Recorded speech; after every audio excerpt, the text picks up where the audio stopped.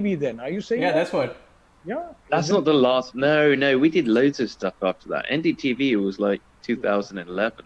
Yeah. That makes us feel old. That No, makes us. 15. I think it was 15, Nishant. 15, 16. Anyway, It was a long time ago. It was a long time ago. But yeah. yeah, it's a lot. Been a long time since I've been Yeah. Okay, on the okay. So, circuit. yeah, so we are live, guys, by the way. So just be conscious about what you say. Great. So Yeah, what's our policy? What's our policy on swearing there is no and policy. there's no policy No, on no, no, swearing. no. Okay. So we can Well, swear thank in God for that. Hindi or English or Okay. whatever. So we, Oh, we, we oh. switch to Hindi swearing at times. I hope you don't mind that, Nishant. I don't know how much of that you will understand, but I hope you do. Everybody say, "Oh, I don't know how much you." I speak Gujarati fluently. It's your guys' fault for not speaking Gujarati. I'm like the only Gujarati No, but cricket the correspondent. swear words in Gujarati and Hindi are the same, I guess, right? So we are Yeah, talking and especially swear words. to be fair, having been around you guys and covered Indian cricket for a very long time. Yeah. Oh, you think I don't know all the Indian swear words? Man, I had them in my inbox for every day. Yeah, of course, of course. Especially when you talk about Virat Kohli, right? When you are critical of Virat So Kohli. so let's try and do one thing at least at some point when we just want to toss it up around. Nishant, answer one question whenever it does happen, or have one conversation. Just go right through in Gujarati. I mean, we don't need to know any translations. We'll just move on from that. Any point. I think that would be cool. I'm not saying, yeah. I'm not saying I don't think you know Gujarati, but let's just go for it. Yeah, whenever, at any point. Yeah, but you wanna stay with the game which just got over. Did you watch it? Did you sleep through it? Because I didn't think I could make the show after that game. I was telling Rajesh, I think I'm just gonna knock off, and then yeah. Man, I was looking forward to this. I cut my work early. I started watching. I started my work an hour early today so I could finish on time. Watch the game from start to finish, and what a crap game to watch from start to finish. Yeah, yeah. Rajesh, you caught most of it, did you? No, I did not. I did not. Yeah, I was just tuned in, as I say. I was tuned in. I yeah, was keeping track of the scores, yeah. but I wasn't I really watching. I just slid in my chair. I don't know what took over me. Yeah, the You're passing out while you're watching a really crap game. So while I And was watching this, Gaurav, I thought the only talking point is the DK captaincy handover.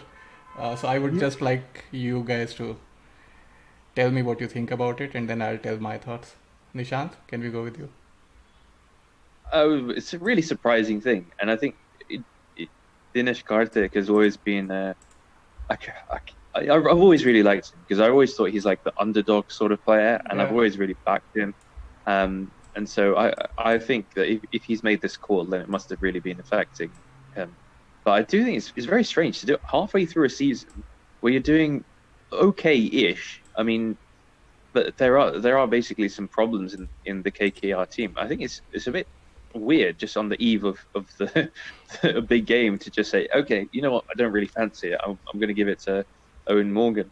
And yeah, yeah, maybe there's some more vagaries and more nuances and some politics which we're not getting. But I think it's strange for a leader to abdicate halfway through a season. On the other hand, I do think it's admirable that if you feel and you've addressed a subject and you think, well, look, it's genuinely affecting me, and you're doing the thing which is best for the team, then fair play. So I think until we hear from Dinesh Karthik directly, yeah. We'll not hear really sure. from him 2 years from now, maybe in his biography or something. That's what we wait for, right? Irfan Pathan these days is starting to open up. Harbhajan Singh keeps dropping some feelers about how he feels about Chennai Super Kings. So maybe yeah, in a couple of years. So the tweet which Bhaji let out today was to do with CSK, obviously. Yeah. Mm. Oh, I didn't see that. What was that? Oh, he didn't say anything. He just quote tweeted somebody who was just doing this MS Dhoni white signal and Paul Rifle, taking back his outstretched arms. So people got angry with that Are you tag. Are you talking about the tweet where he talks about pigs? Oh, that was the other tweet. Yeah, yeah, yeah. Yeah. Also, he said you don't wrestle with pigs because they enjoy that. I mean, I don't know why he said that, but I think there he was addressing the trolls basically.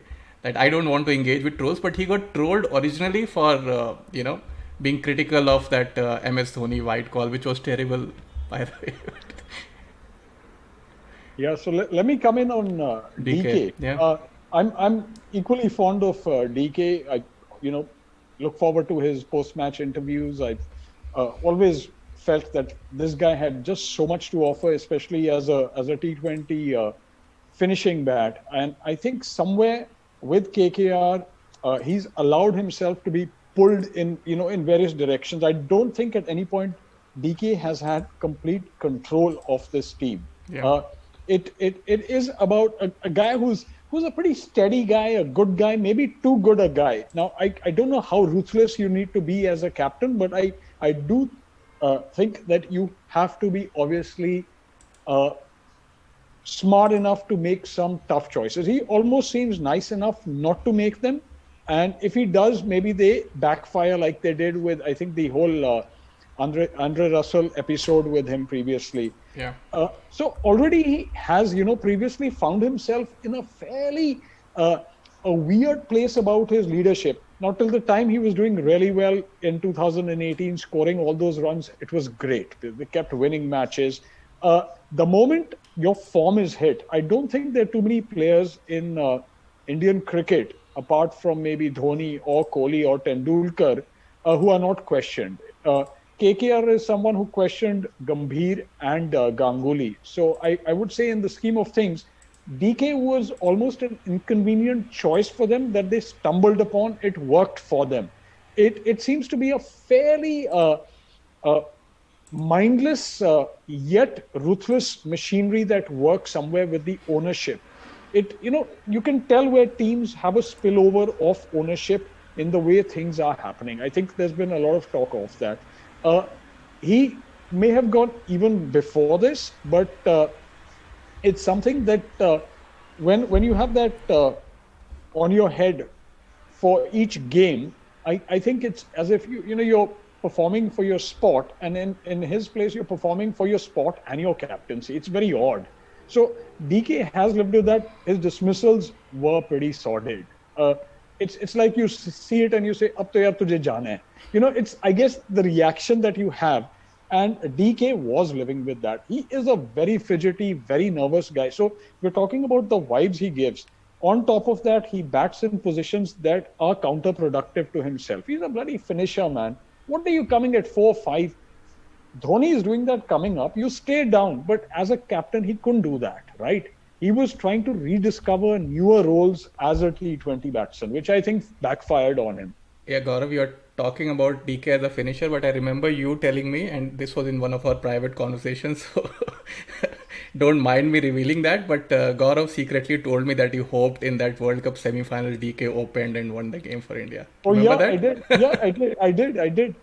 And that was on the basis of DK having opened for India in tests, having done pretty well, because he also was scoring quite well up the order. Previously, a warm up to a World Cup, not this one, but the previous one, where he scored runs. And it was, I guess, strange because he always was scoring in build-ups. He just wasn't happening there. Now, I'd say open with him, but they didn't open with him here, right? So he's neither finisher nor opener. He's this floating guy, and he's very unsure of him. Let me put it this way, and maybe Nishant, you would like to come in on this.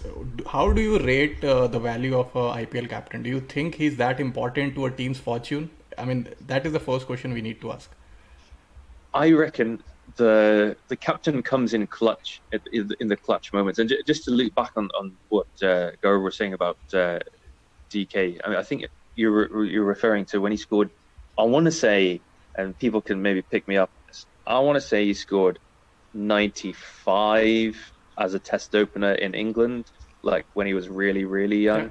And that was a really, really good, gritty performance. I think he scored 4 back-to-back 50s. Maybe people can correct me on the chat, but I think he scored a few back-to-back 50s, and yeah, part of that was that 90 odd. Yeah, and so he's always been a really gritty player, and I think I share the same feeling as Gaurav, saying that he just seems a really likable guy and seems like the underdog who's always picked on first and always the first to be dropped, and it just life has seemed unfair for him at times. Although he did get paid, like, I don't know how much was it, like 2.5 crore for his latest contract. So Yeah, I don't remember those numbers. I never remember the contract numbers except the really oh, big ones, the 15 crores for Cummins and all of that. Other than that, I Oh, never remember the numbers. well, he was one of the ludicrously big one. Yeah. So in terms of captaincy in IPL, I think from assessing it behind the scenes, I think leadership actually is really, really important. And I think if you guys watch that Mumbai Indians documentary on Netflix as well, I thought that was quite revealing as well as to what the day-to-day life is. And I think the captain certainly does have the power if he wants it and says, look, I want us to go in this direction. So really it's the captain and the coach together, and with the owner. I was shocked just how much input the owner had, and how much direction the owner had, and how much Mahela Jayawardene was phoning Ambani to say, oh yeah, this player's injured today, I'm really, really sorry. And he was like, he's scared of this fucking fat kid who was just like on the bench for the first few years, or in the crowd for the first few years, cheering on, eating his jalebi and saying, mummy, oh, let me take a selfie with Tendulkar. I mean, that was what baby Ambani was for the first few years, and now it was a bit weird to see him now running things, and not even running things, but almost like just in charge of a fantasy team. That's what it seemed like. That's what it seemed like. It seemed like it wasn't real. It seemed like Jayawardene and everybody else was operating in reality. And this kid was like, yeah, I want 7 overseas players in my team. I mean, like, Mahela Jayawardene is just like, okay, how do I break it to the guy that's paying me and who will probably pay me for the next decade? So I think there's a delicate relationship between the coach and the captain and the owners, depending on how much input they do or they don't have. On the pitch, I think that's just kind of a lot about execution, and a lot about what I found through my own experience in like village cricket captaincy, and through like leading and like managing in other sports settings as well, is that I think you're just there to put an arm around the shoulder. That's at this level, it's just about like having a support system and making sure that each bowler knows what they expect of you, each fielder knows what they expect of you. And I think somebody like Dhoni, it was pretty unarguable that India won 2007 T20 World Cup because of his presence as a captain. And Owen Morgan, quite similar in the way that he's calm, he's cool. People call him like an Iceman sort of person. They're not easily flustered, and I feel that when you have a captain who's not easily flustered, you always have the respect of your team, and people want to go the extra mile for you as well. And I think Morgan is that sort of person. Obviously, if somebody like Karthik now is having doubts about himself, it probably makes the rest of the team doubt themselves just a little bit. Or I think it's not a major thing maybe, but it's just one of those 1% things. And I think it's kind of exacerbated because KKR just have like a messy team right now. Yeah. I mean, it didn't start so badly for KKR, did it? I mean, they lost a few games. They won. They had around 50-50 win-loss ratio, and they looked good in patches, right? So initially, it didn't seem like that. I think DK really took that, dropping Narayan pretty badly. I think he just fell short of ideas, and he somehow KKR really want Narayan to come off with his bowling, with his batting as well. They really hope that those 3 out of 10 times they really they really want Narayan to win some of those free games for them, if you want to call it. That's how they approached the earlier seasons as well, when they even had Chris Lynn in the team, right? They wanted to really cover a lot of distance in the power play. And just to share my thoughts on captaincy, I feel the IPL captaincy is even more important than international captaincy, and it's even more challenging because you don't get as much time to get your team together. Sometimes this is just a new bunch of guys that are coming together just before the beginning of a season, and you have to some of these guys you don't even know, you may not even have watched them play. For example, does DK know how Tom Banton plays, right? What are his preferences, or where he thrives, right? So all those sort of things I think makes IPL captaincy even more critical. And I felt, and that's why you need some sort of stability. If because we had in 2019 itself, DK had sort of lost some confidence from Andre Russell, right? He had gone into press conferences and said a few things. So I felt if and given Owen Morgan was in your ranks, they could have taken this decision at the beginning of the season. I don't like dropping a captain in the mid of the season, especially if he's still in the team. I mean, if you think he doesn't deserve a place in the 11, you might as well drop him. And just like they did with Gambhir, right? They dropped Gambhir from captaincy, but they did not even pick him. That made more sense to me compared to what they did with DK. I think he tweeted as well today. It's something about Gambhir not going to miss out on a. Did you guys catch that tweet? I did not. I did not. It talked about it takes years to build a legacy, and just a few seconds to destroy it, something like that. Now it was obtuse enough to, I mean, speculate what was it about, but I think it came out a few hours back when this announcement was made, and seeing that he tends to be involved with a lot of things cricket, especially who the next big thing in Indian cricket is going to be, as he tends to point out. What I'd say about captaincy, going with someone like, say, Rohit Sharma, who's been captain forever. He's been a part of MI forever. I think someone like Rohit Sharma almost goes in with a blank check as a captain, and the kind of surety and confidence. Now, Rohit can go in games, not score. It is of no consequence. Rohit is an India player. Now, when you come in with the confidence of one being a player for your country, I think it means something totally different. I see that and especially when you are someone like, say, Virat or Rohit. The fact that these guys are part of their franchise is a big thing. They can go through the season without scoring. It doesn't matter. They're there to show what the practicality of the IPL is, that Gale can play a game for whatever reason yesterday. So every now and then, the IPL digresses. We don't even know why certain things happen in it. But Sachin Tendulkar played on in the IPL for possibly longer than he should have, because he was Tendulkar. It doesn't matter, Dhoni is playing this season. He could go on for a few more seasons. It really doesn't matter. The fact is that he is a part of it. I don't think DK has the luxury of not performing, of not having that surety that, yes, I am part of KKR.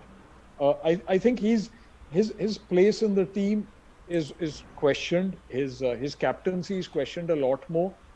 That comes down to, again, the franchise, and I guess the way, to whatever extent the player says he will, how much he'll take or how much he won't. Yeah. I think we had a very serious discussion. We almost sounded like a boardroom of KKR talking about what the future of our franchise will be. I think it also is like, Nishant said, what we feel for Dinesh Karthik. Yeah, true. I mean, I've looked back at his career and wondered, why couldn't this guy convert those 50s into 100s? I have not seen a better player of spin in, that series of when India went to the West Indies, and all he did was score 50s. Not one got into 100. He was opening the innings.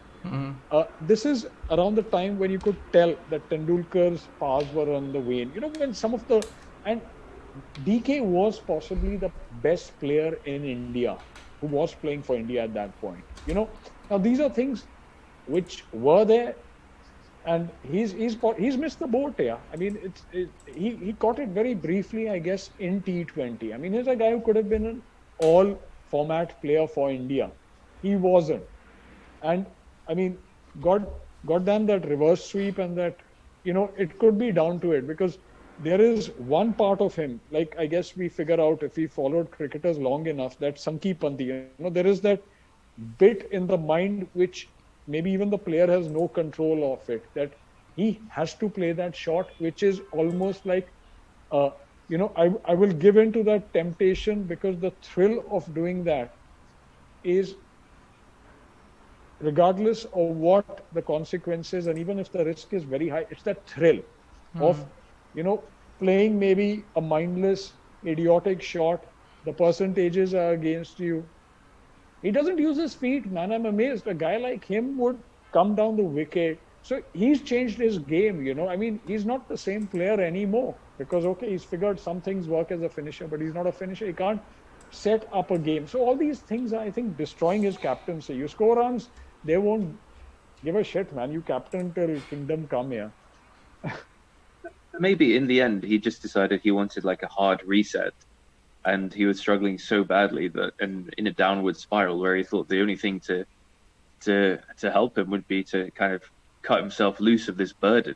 I mean, we talked a bit about the IPL captaincy and like the Mumbai documentary and things, but I mean, the amount of politics going on and stuff. And I think what Rajesh said in particular is so important because you've got so many people from all around the world, many of whom you'll have seen very little of, and you won't have met everybody in person before.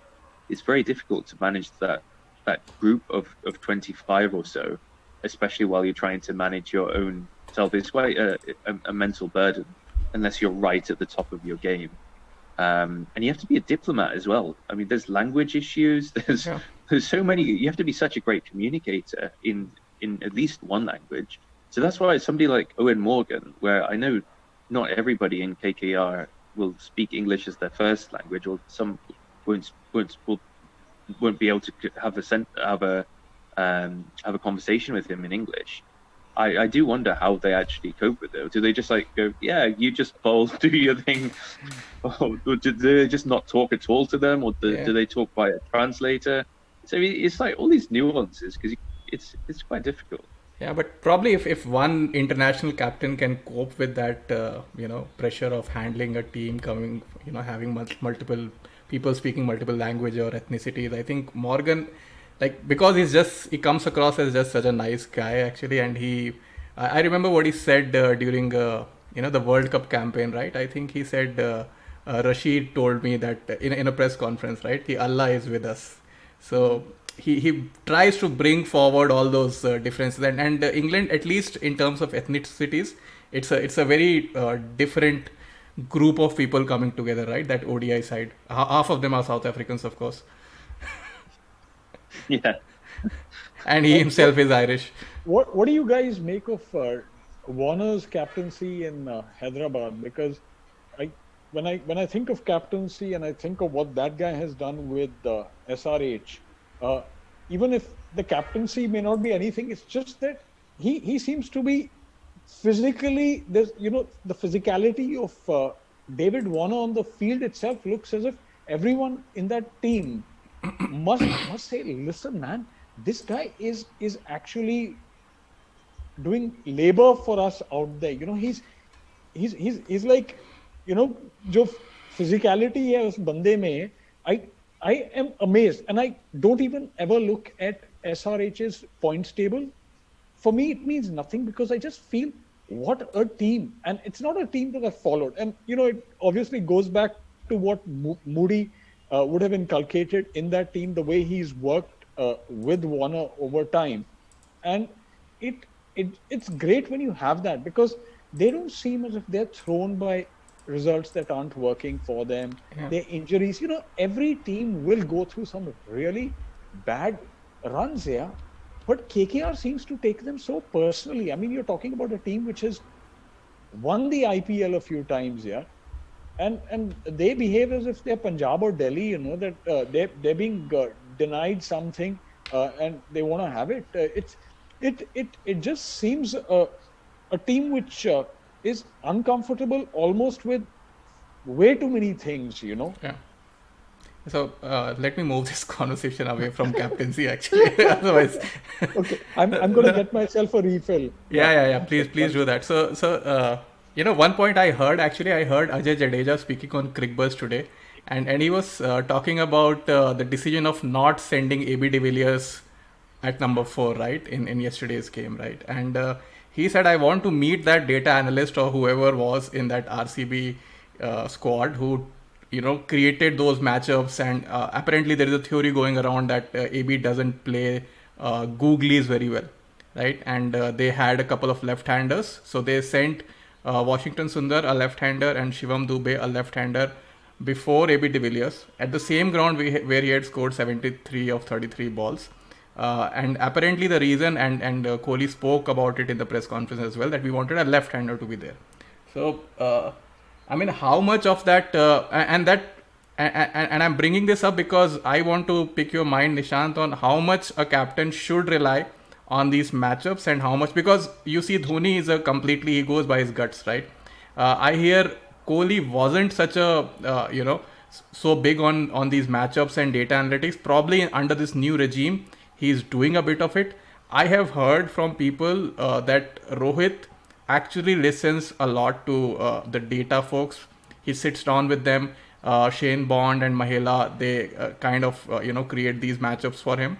And he goes in with all of this data fed into his head. Although obviously he's taking decisions on his feet, but he goes in with a lot of these data, right? So given Kohli was probably, it had to be some sort of number crunching that, based on which they decided to send AB up. So where do you draw that line? I think you draw the line at AB de Villiers probably. I think I knew that yesterday is the sort of thing where if I think they ended up coming out quite neutral out of it, or a slight loss. I think ultimately de Villiers came in. I think it was over 17 or something like that. Yeah. Which, and he got like 3 off 7 or something like that. And Sundar and Dubey, I think they scored at just above a run a ball, so it wasn't anything spectacular. I don't mind it, but I think there's a time and a place for the matchup. So if the matchup had been earlier on in the game, like in the first half of the innings, yeah, why not? Yes, that's fine. Yeah. If it's deep into the second half, and you got like AB de Villiers, who would I rather have facing leg spin, right? Yeah, I accept. Even if you tell me leg spin is a weakness of AB de Villiers, fine, you just take him. So for me, that would fit into the realm of, okay, well, then you've got, I can't say Dubey or Washington Sundar are better at playing leg spin than AB de Villiers. I don't think there's anybody in the world that would argue that. So, I would, even considering the matchups left hand, right hand, AB de Villiers is clearly a better hitter of leg spin. And he has more potential going deep into the innings as well. Even if he did choose to go at a runner ball against the leg spin, it's just, you don't give your best batsman like 3 overs. It's stupid. That is stupid. Yeah. And the other thing that I sometimes talk about whenever we talk about these matchups, right? So you are sending, say, a Sunil Narayan to open the batting. Fine, he would score, say, 20 best. So the peak output you will get out of Sunil Narayan is 20 of 10 balls, right? But those 10 balls, say, if you have a Rohit Sharma in your team, and Rohit Sharma can really accelerate his innings once he gets his eye in. Same with de Villiers, right? So he can give you those 20 runs over, right? So it's not just about those balls that AB de Villiers could have played, but it's also about how a player like. So I think with Rohit Sharma's AB de Villiers, probably Gale, you just keep the analytics out and just give them as many balls as possible. Yeah, you're right. There is a time and a place, but ultimately, your best batsman should be facing the most balls regardless. So your best batsman shouldn't be in a position where they're like, oh, should we send this like number 8 or number 9 ahead of him? That should just never happen. It should never, ever, ever happen. Your best batsmen have to face the most number of balls regardless. There'll be very unique matchups, but I can't think of any off the top of my head. I think what you said about starting off in the power play and that sort of thing, I'm always a fan of somebody like Narayan. Yeah. Like I really think that it has to be somebody at least one slogger or one pinch hitter. Like today we saw Quinton de Kock. He's really got into form now, and he's just trying to slug everything really. So he takes that pinch hitter role, and then he can bat for like 20, 30, 40 balls, and he's going to score. He's going to score a half century every time and turn games. Whereas we see the kind of opposite with some team like Kings 11 Punjab, and they're taking the complete opposite route. So it's interesting few theories. Yeah, I have my own theory on pitch hitting, and then I'll go to Gaurav to hear his thoughts on analytics versus hunch. But the one thing that I really feel, and most teams miss this trick, is sending a pinch hitter in the middle overs. So the thing is, this pinch hitting, I think Mark Greatbatch, Kalu Vitharna, whatever, it became popular when you sent people up the order to clear the infield, basically, right? And now the way some of these or most of these batsmen hit the ball, they don't really care about clearing the infield. Actually, they don't care about whether a fielder is back at mid-on. They will just back themselves to clear it. And again, the size of the boundary, especially at Sharjah and all, it's almost like an infield, right? So, and a lot of teams, I feel, lose momentum in the middle overs. And again, there are a lot of spin hitters. So, for example, Hardik Pandya is a tremendous spin hitter, right? Or somebody like Narayan himself. I think if he picks up a spinner and takes 20 off in the middle overs, I think that can really change the momentum of the innings. We saw it a few times. For example, Sam Curran came in the middle overs, right? And he was pretty useful. I wonder why more teams don't do that. I mean, why more teams are just... Because now the pace of T20 is almost constant, right? You can accelerate at any time. And sort of you can just challenge the opposition to, send in your Rashid Khans or your Bumrahs in your middle over if you really start going after them. So you can actually just, not just take away a lot of runs, but you can also really hit them bad with their tactics. Yeah, so I'm going to go with A.B. de Villiers first. And this was the time when he was with Delhi, and he was with Delhi Daredevils for quite a few years. I've seen him repeatedly fail against spin. And it was something that, and I would say that de Villiers has always been a top draw batsman. It's not one of those players who suddenly happened. But somehow with that franchise, and whether they really had matchups working to the extent that they are now, but he just wasn't coming off enough. And then they finally let him go. It became so bad. I mean, for a team to let go of A.B. de Villiers, I mean, itself is stunning because it's like... Yeah, but that was a different A.B. de Villiers. That real A.B. de Villiers was yet to happen. I again, that is debatable, but I'm just saying his strengths and powers as a batsman were never above of course. I mean, it wasn't as if you were waiting that this guy's a kid. He was always there. So they let him go. And it almost seemed as a weakness. And that was something I think which has continued with him. Also, I see him as someone who has superpowers against any kind of pace. It just is unmanageable. It's as if you have to run away. If you're going to think of just bowling maybe only pace.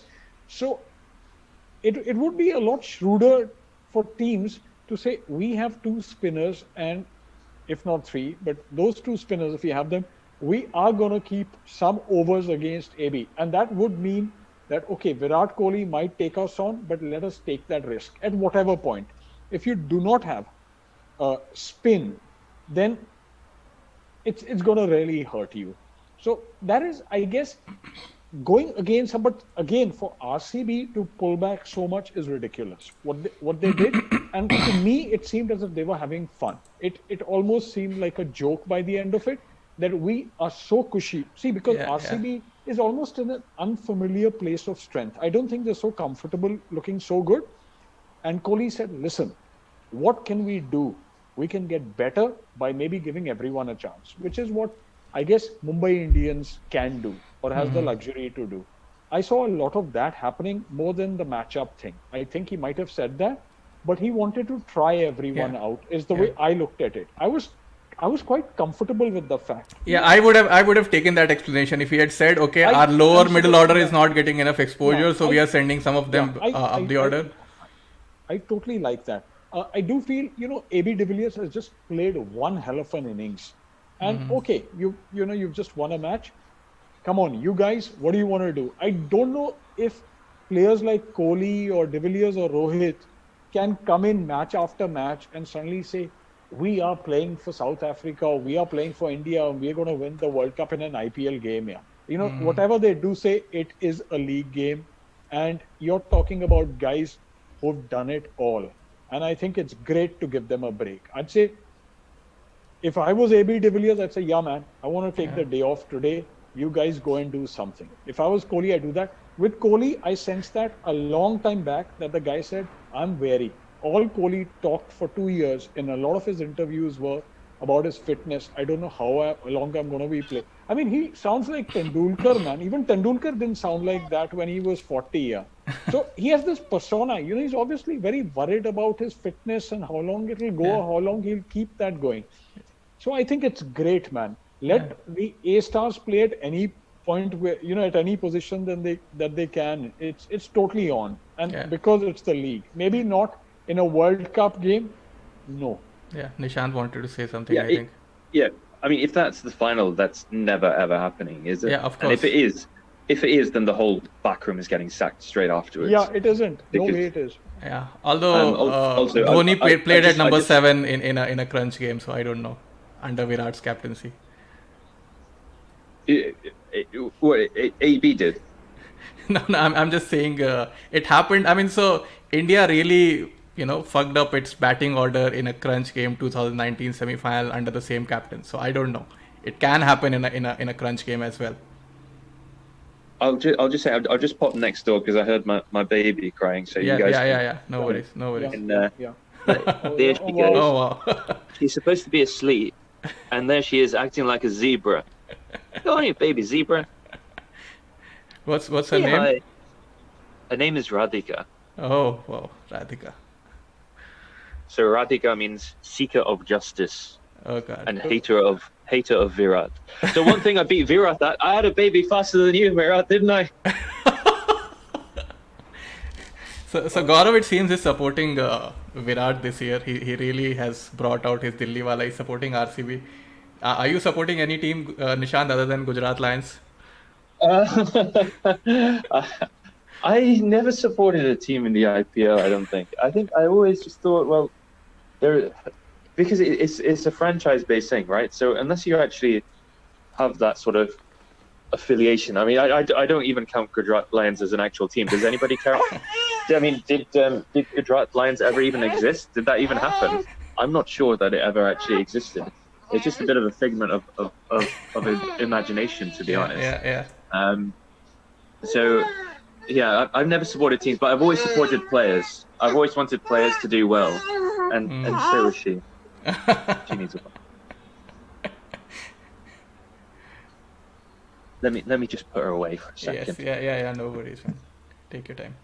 Yeah. So, going back to de Villiers and that entire confusion that did happen, and I was quite surprised, when you did say that he said that they were matchups. He did say in the post-match interview. I'm quite surprised because.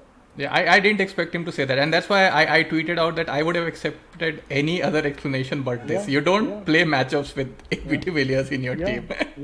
I mean, it's not as if you're picking AB de Villiers versus Brian Lara. Who do I send? It's AB de Villiers versus Dubey. Gaurav, are you having whiskey and soda? Whiskey and water. What? Because I'm in Delhi, you thought I was having soda. But it's still a little bit early for me to start now. A little bit early for me to start. Yeah, it's nearly midnight here now. Yeah. Gaurav, you're getting old, man. It's getting too late for you, man. I think lockdown, I forgive you, though. Lockdown, I became a very heavy drinker, I have to say. Mm-hmm. So and especially it's Friday night. I have a question for you, Nishant, from Shubham Sharma, asking any new episodes of Radio Cricket soon? I keep on saying that I'm going to do a new episode of Radio Cricket, and we did like 150 episodes, and then we had I just kept on getting so busy with work and stuff. Yeah. It's really really time consuming, really difficult, and even now, as I say, it's even more difficult because I'm bottle feeding at the same time. So I used to listen to a lot of radio cricket during my drives through Bangalore, and somehow you have that quality in your voice that soothes you. So I thought you should do a kid storybook or something. I think next it should suit you. It's your voice especially. But I mean, the last few years, I mean, and thanks to Shubham for listening and even following till now, and thanks Rajesh for listening as well. I think we built a really good community, but I think after alt cricket kind of got nixed and sent to jail, it just made me look at things again. I think that's what was the big change actually. When alt cricket got put in jail, it just made me look at life completely differently, and I realized that it was a lot of effort. It's like even what you're doing right now, Rajesh, it's quite a lot of effort, as you'll know. Yeah, of course. So, radio cricket, I would love to start again. I would absolutely love to start again. I think that the weird thing is that myself and Gaurav, when we started like 2010, 2011 with all the podcast type stuff, and we were too far ahead. That was our problem. We were like, most people in India at best had maybe most people around the world, I think 3G was just about a thing, and it was really poor compared to what it is now. So people couldn't listen to podcasts on their drive as easily, and phones were relatively like bricks back then. So by the time we got going, by the time radio cricket kind of stopped with my job and that sort of thing, that's when Serial came out. It was like the big podcast, and everyone was like, you know what? I love podcasts all of a sudden. And the 4G boom happened. So yeah, I think my mistake and Gaurav's mistake was that we were just too ahead of our time. Yeah. So the reason I started writing stuff on Twitter was because of people like you. I mean, people like you would be, taking it too far. It's actually because of you. I wanted to be alt cricket, still trying to be, but I'm allowed a fan moment. It's nice to hear that. It's nice to. How old are you now, Rajesh? Oh, are we going to talk about that stuff? I'm 36 years old, by the way. Yeah. Yeah. So, look, I think that's the nice thing about alt cricket. Yeah. And board cricket as well, because I mean I think Gaurav was technically started before me, and like we all kind of grew up with different aspects of things, right? So I think my view on cricket and life has changed over the last 10 years. And I think that's was really nice. Like somebody like yourself, Rajesh, and Gaurav as well. I think we're different people to what we were 10 years ago. Yeah, of course. And our views on cricket have changed with what we've experienced in the world. And it's just been really nice to be able to connect with people like yourselves over the last 10 years. It seems ages ago, doesn't it? It seems like just, I don't know, does it, like if you look back on it, Gaurav, does it seem like a long time ago? Does it seem like just yesterday? It's odd because at times I just don't have any perspective on it. Also because a lot of the people that we started with, I tend to interact with them. So it's not as if they were there initially, even though I think a lot few people are blogging now, and everyone's moved to maybe Twitter, especially during the games. Yeah. But the fact that whenever I've traveled, I've met people, and on Twitter I connect with them. So you tend to almost have that continuity to what you've started. It may not be on the blog, but it's on Twitter. It's banter there. Yeah. So I think that's where at times I don't have a sense of that it's 12 years back that the cricket blogging scene was what it was. I think the kind of content I like and I like to produce is way different from what I liked 10 years ago. So my handle 10 years ago was Cricket Bakchod. So Bakchod, and then I abbreviated it to Crick BC because people would back then people would wouldn't read the handle and they would not follow because they don't want a bakchod in their following list. So yeah, and I used to swear way more than I do now. I don't swear actually in my tweets, but back then I used to. I think that was kind of cool back then that you can do something like that in Twitter, and that was sort of a back room that nobody saw, and it was a bit more fun. But I think again, a lot of content that I used to find funny back then, and I see the same people making some of them same kind of jokes, and I won't name them, and it seems like their humor hasn't evolved and is very dated, very labored. And obviously, I mean, definition of humor also changes. Actually, memes were not funny in 2010; they are funny now, right? And the other thing I see is with a lot of the younger guys, for example, I think they do better jokes than I used to do. I mean, I tell it to people like, for example, this handle, right, Absi Crick. Do you know him? He created that whole Jofra Archer meme thing, right? That he predicts the future. Some of his tweets are really funny, and his observations, the pictures he finds out. So I really enjoy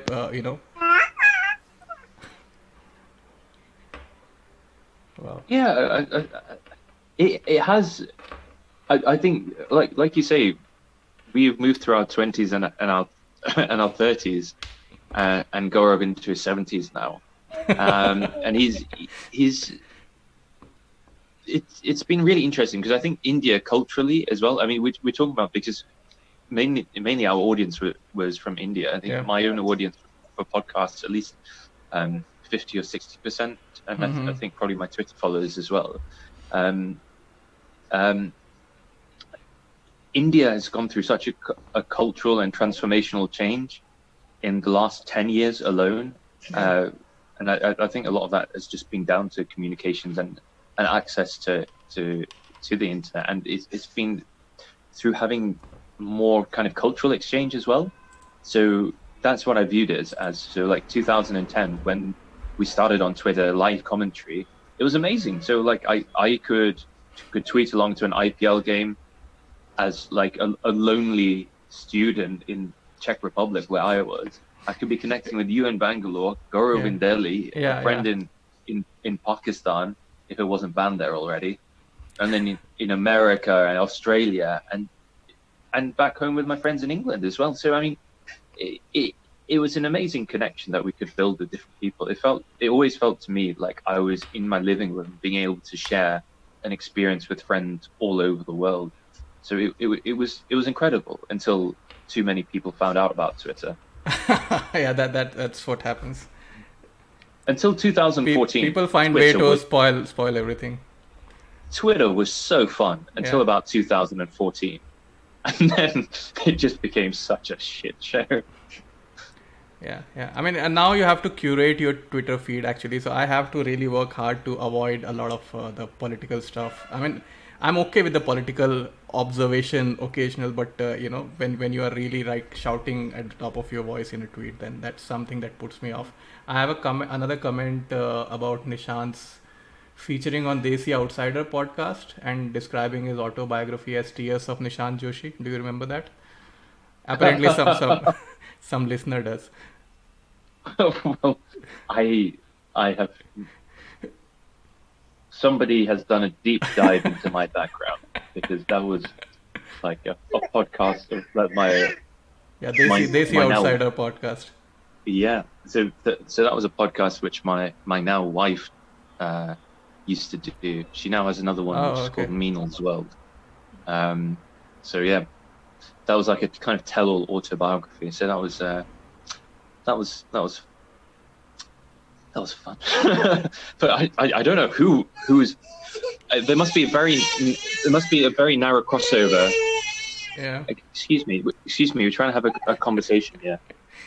We're trying to have a conversation here. Don't make me tell you again. How many times do I have to tell you? We're talking cricket here with my friends. Yeah. There must be a very narrow crossover of people who listened to that podcast with my wife 3 years ago, and who's listening to this live stream right now. Yeah. Maybe there are people so- who just search everything featuring Nishant Joshi and just. Yeah. Rajesh, you're aware that Nishant's he plays bass. I know. I see his tweets. I was curious. Yeah, how are the palpitations coming along, man? And It's going really well, actually. So Yeah, we yeah.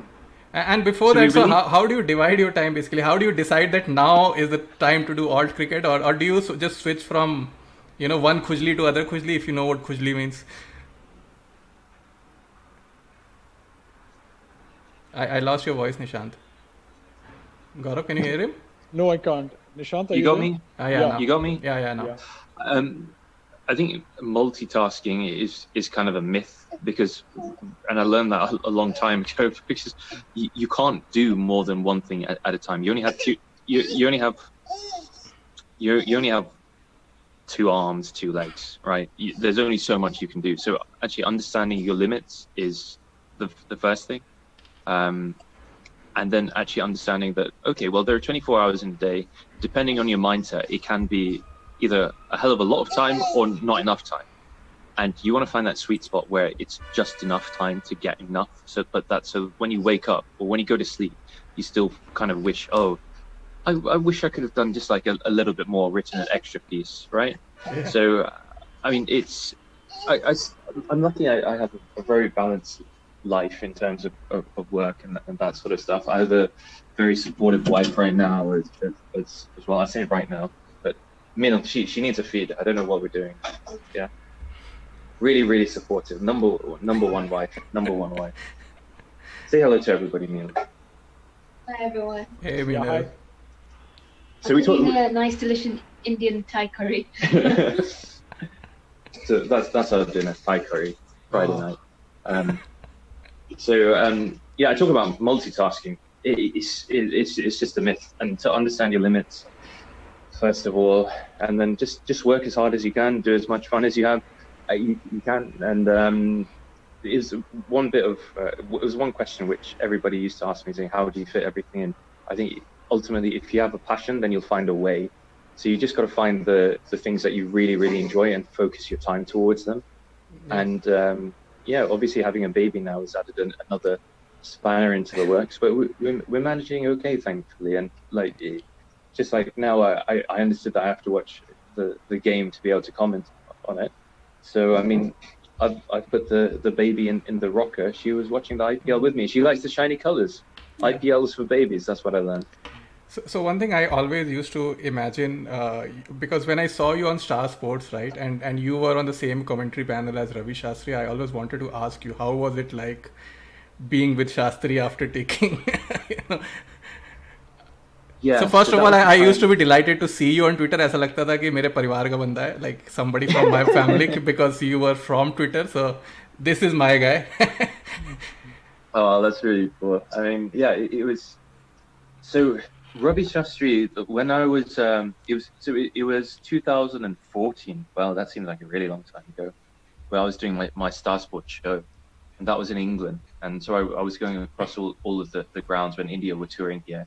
And Ravi Shastri was part of the Star Sports panel, so I would bump into him occasionally. But my role there was so weird and it was so unique because I was 25 then and just completely green to everything. And the Star Sports setup was just it was so alien and it was such a shit show as well, just like the logistics of everything. I still regard it as one of my greatest achievements. I actually managed to put out a show every day. Because it was literally just me by myself. And I didn't get any introductions to somebody like Ravi Shastri. It was just, nobody said, oh, look, this is the new kid and you're going to do a show with him or anything like that. I had to approach it from a standing start, really. And I approached him and he basically just said, oh, very good, very good. Maybe tomorrow, maybe the day after. I'm busy today. The day after. I just kept on cornering him. I kept on cornering him. But he was very, very good at evading and avoiding because he knew that I was taking the piss out of him a lot. But I had the best idea as well. So what we were going to do is I planned the show where we're going to do a game of bingo with Ravi Shastri. So I was going to interview him for like a few minutes, and I would try and insert his favorite or like his trademark comments. For example, like trace the bullet and that sort of thing. And I would speak in Ravi Shastri cliches, but asking him questions. And it would be like a ticker, like a bingo sort of ticker going bing, bing, bing on the show when it was edited. So my producers thought I would actually get, I would get like properly bollocked for doing that. But he just kept on avoiding. He was the one who he's a very slippery customer, as the man would say himself. And he's bloody imposing as well. I think he's like listed as 6'3" or 6'4". He is a big man, and he's physically imposing on you actually. I think Ravi Shastri has now, because again, this idea of a show was also ahead of its time, because I think now if somebody asks, especially a popular YouTuber asks Ravi Shastri to do such a show, he would do it, because he has learned to use that persona to his advantage actually. Yeah, he's come onto Twitter. He's everywhere.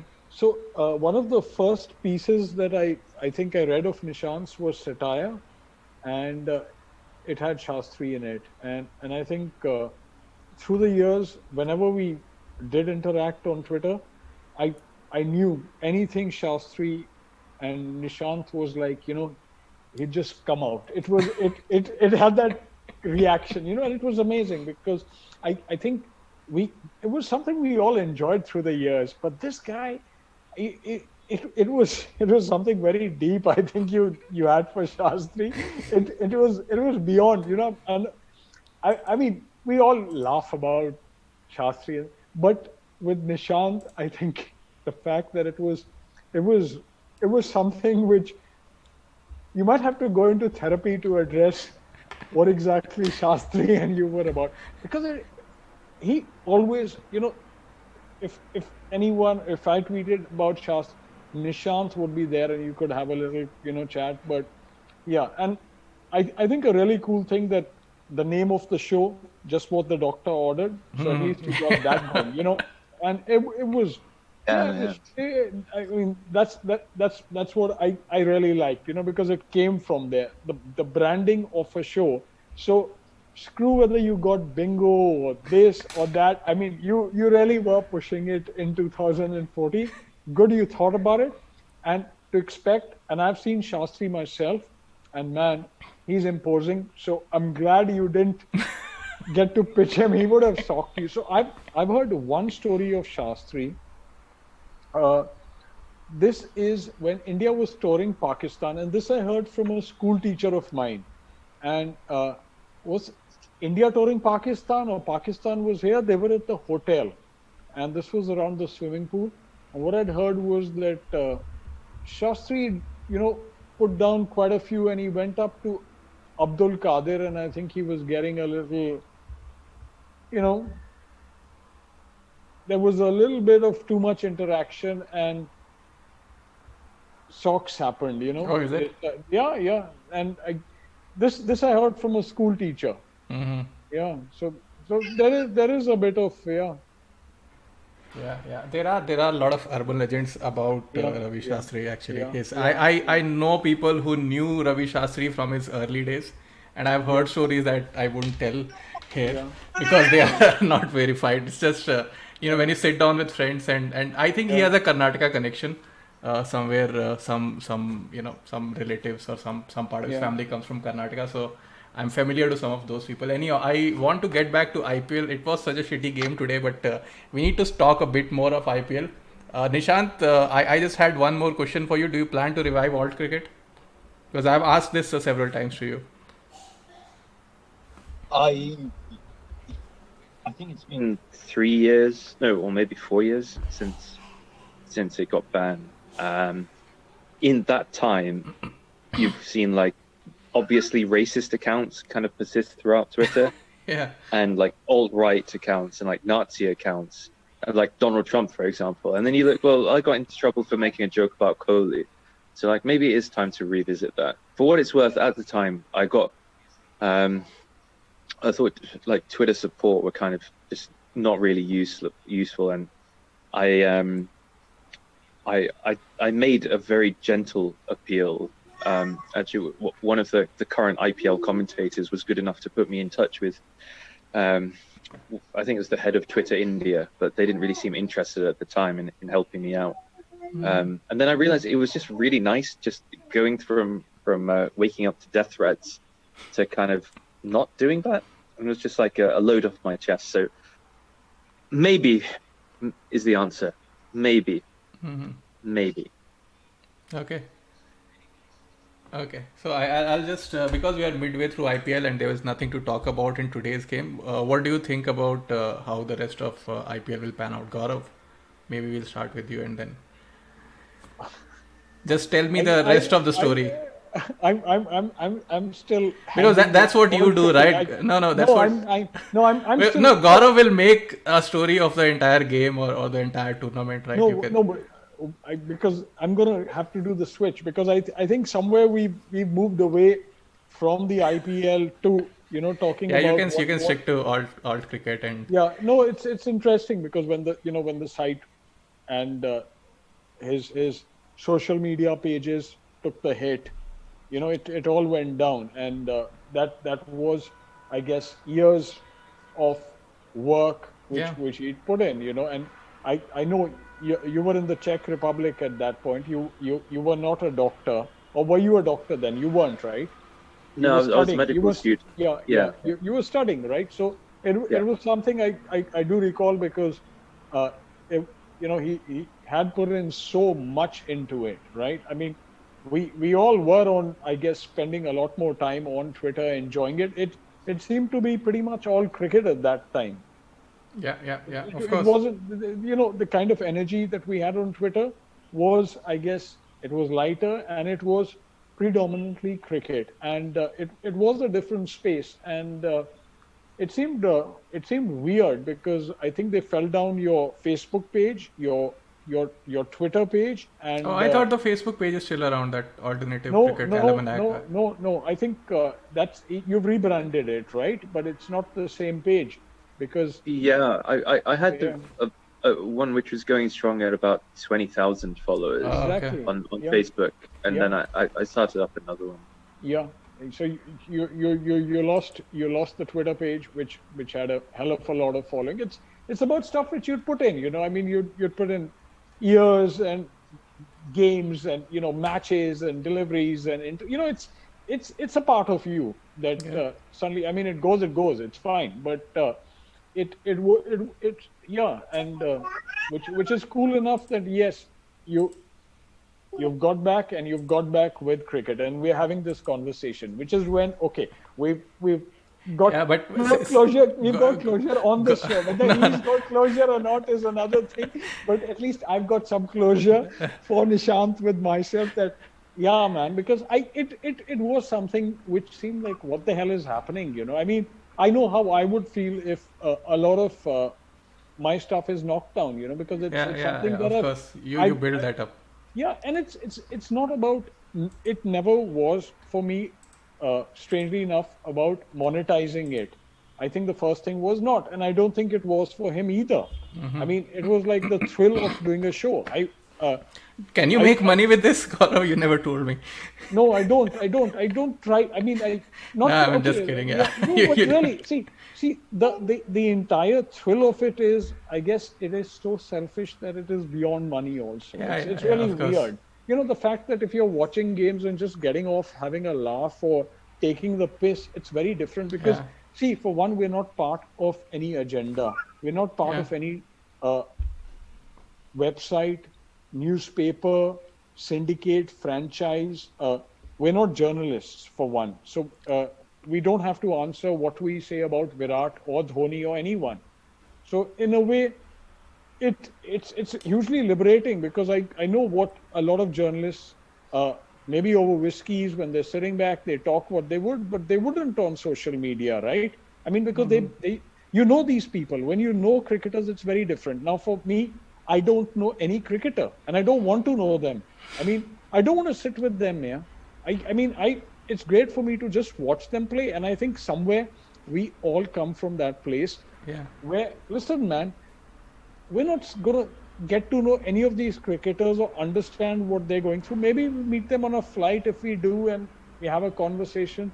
But it's great being on the outside, we're the watchers, really. So I enjoy meeting. I've met a few domestic cricketers. So I've seen on flights I often see cricketers, but I like to find those small time cricketers because they have a better conversation with you. I found Manish Pandey when he was really young. I remember running into KL Rahul at a dhaba on the roads in Karnataka. So those conversations, once they become big, then I feel okay, there is no point chat. I once met Rajat Bhatia at an airport, and I was like, okay, you are my hero. You're one guy. You are one guy I can relate to. If you can bowl at 120 and 110 at IPL, then maybe there is hope for me in life, right? So just one more point I wanted to add was, because since we were talking about being ahead of your times, so I saw this documentary, right, Social Dilemma, that talks about closing your social media account. So maybe Nishant was ahead of that as ahead of the times in that as well. He just closed all cricket and went on back in what, 2016 was it? Probably about right. Yeah, that feels. I think it was probably 2000. Yeah. So 2016, nobody was getting banned. Also in 2016, that's what is surprising. No accounts are getting. Somehow it was just you. So. Yeah, and just going back to the point about like monetizing and that sort of thing. It was always a hope of mine that I could at least bring in some pocket money, which I did. But I think time-wise, it never really made up for it.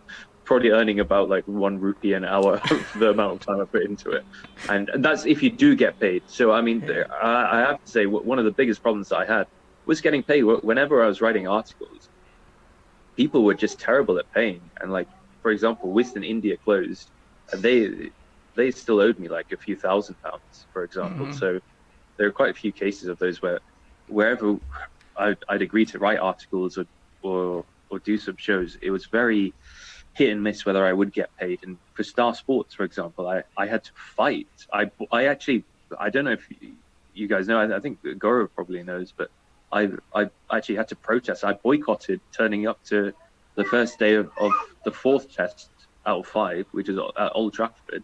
I refused to turn up to work because they hadn't paid me. So this is the Star Sports appearing on TV, because you used to write for starsports.com also, right? So you're talking about writing money or the TV appearances? No, this is when I was on TV, man. So, I mean, you think, well, Star Sports is like $1 billion company, right?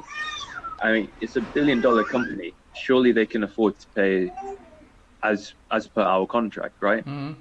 So by the time of the 4th test match, and I'm saying this because I hope there's probably somebody listening in and whose boss is treating them like shit, and just to realize, like, you don't have to take shit from people, especially your bosses. If you're not getting paid while you're doing the work, then you are allowed to say, actually, you know what, I'm going to sit this one out. And that's what I did.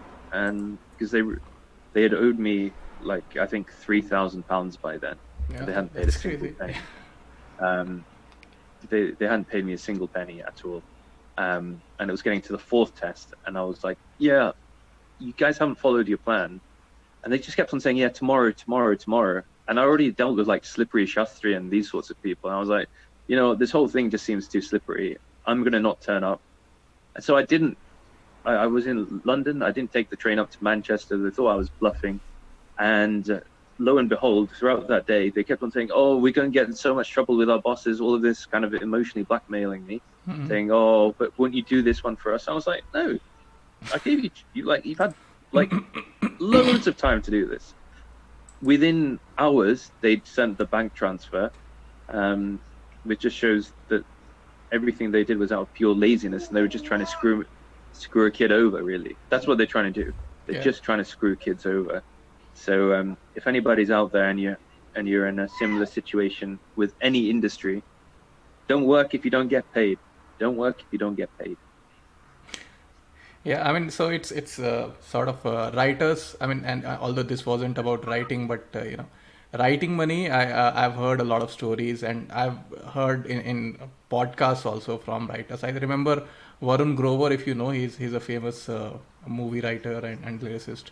he has quite a few stories about his early days, how he used to go to, and that happens a lot in Bollywood, but I think it happens everywhere in media where a writer, I mean, is the last person who gets paid basically. So you always have to fight for your money. I mean, fortunately, whatever little I have written for various websites, I mean, I have almost always done it for people who are friends. So they come to me and because people I know in media, not that there is any nepotism involved, but they tell me to write articles for them, and they make sure I get paid. So nobody owes me any writing money at least. Yeah, I mean, I think there was a big mistake which was made by a lot of people who are on Twitter around 2013, 2014, where they're trying to get people like myself and Gaurav to write for like the bigger websites, because we were developing engaged Twitter followings. So they wanted us. It didn't matter really the content of what we were writing, but they wanted us so that we would bring our Twitter followers with us. But unfortunately, what happened is that, like this, I would say maybe the second and third wave of people who were commentating on Twitter, for example, like people who came after myself and Gaurav, they realized it was like a kind of easy money grab. So instead of saying, okay, you know what, we will go at the market rates, they started saying, actually, you know what, I'll start doing this article for like £20, and then me and Gaurav, who wouldn't get out of bed for that sort of money, we just became like falling by the wayside. And that's why the employers ended up treating people like shit throughout. And so the rates for writing over the last few years have not increased because people undercut people like myself and Gaurav a few years ago. And I warned everybody it would happen, and I told them not to do it, because if you held firm, you'd be getting paid. Everybody would be getting paid well now if everybody held firm. But there are a few donkeys on Twitter who thought they were better than everybody else, and now, you know what? They've not got any other job opportunities, so now they're writing crappy blogs or crappy qualities or communications directors for the CPL and that sort of stuff, and they're working for minimum wage. I mean, more fool you. So I know people who source articles for 50 rupees. I know websites who source articles for 50 rupees. So are you gonna put it here? What? You can put it here in the link. Once you share the link, you that article, that 50 rupees article. Yeah, I think we might be tagging Star Sports. Yeah, and stuff. no. For example, so I can take, so for example, Sports Kida, if you know, right? So they are even though they are a writing platform, but they see themselves as a ad selling platform primarily, and they pay you by the number of what you call them, impressions that you make on your article. And then they think it's your responsibility to promote it through your social media handles and Facebook or whatever. You do your paid promotions as well. But I think if you are a writer worth your salt, you can at max you can just tweet it from your handle, right? I mean, shouldn't be up to you to just market. And I've heard that about book authors as well in India. Like for example, some of these publishing houses are reduced to printing press, that okay, we will print whatever 1,000 copies of your book, and then it's up to you to just market it, and if you pay us the money, we'll market you. Because again, a lot of people these days are writing books to put it on their resumes, saying that I'm an author. In fact, I saw some ad somewhere that how to write a book to become more successful in your career. So I mean, there is a course around it where they will help you write a book on whatever topic and get it published so that you can call yourself an author. So it's not beyond ghostwriting, actually. It is really difficult to get paid as a writer in any industry, but I think especially considering the environment in India over the last few years, everybody wants to be a writer. Everybody thinks they can be a writer. And platforms like Sportskey are really exploiting people. I remember when they first started, they were offering below market rates. Like they were very, very, very sneaky about things. And they're basically just a content farm, isn't it? Exactly. So exactly. I mean, they offer no value to anybody except their advertisers occasionally, and I'm not even sure what sort of value for money their advertisers would be getting. But I think it's just it goes back to what we were saying. Twitter stopped being good for this sort of thing about 2014, because everybody had access to it, and then every fucker started their own blog, and then nobody thought it was worth paying anybody for it. So it was just there's that sort of constant dilemma. But unfortunately, it happens in a lot of industries now where the people who are supposed to be promoting your work are essentially just middlemen taking the huge cut out of it. I mean, Gaurav mentioned my music before. I think it's the perfect sort of thing where there are millions of bands around the world, and to get on radio, for example, not many people know this, but to get paid to get on radio in UK, you have to pay somebody as a middleman who will take your song to the radio DJ at their weekly meetings. You have to pay somebody like £500, £1,000, and only if you have that money will they actually pony up and play it for like 3 or 4 minutes. So I mean, it's the same thing with authoring and writing and stuff.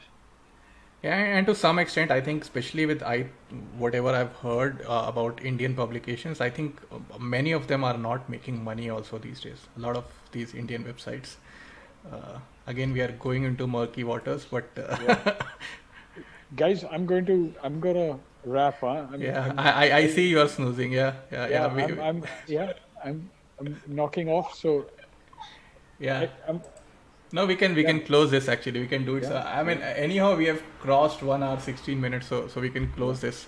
Nishant will talk about IPL some other day when there is a match worthy of talking about. If you can make it back to the show.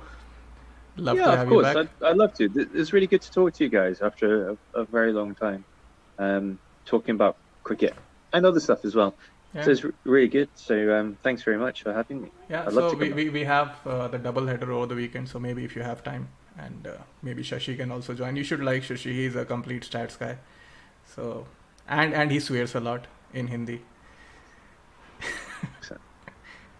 Okay. See you then. Right. Thanks Nishant. Thanks Gaurav. Thanks everyone who joined. Thank you. Bye.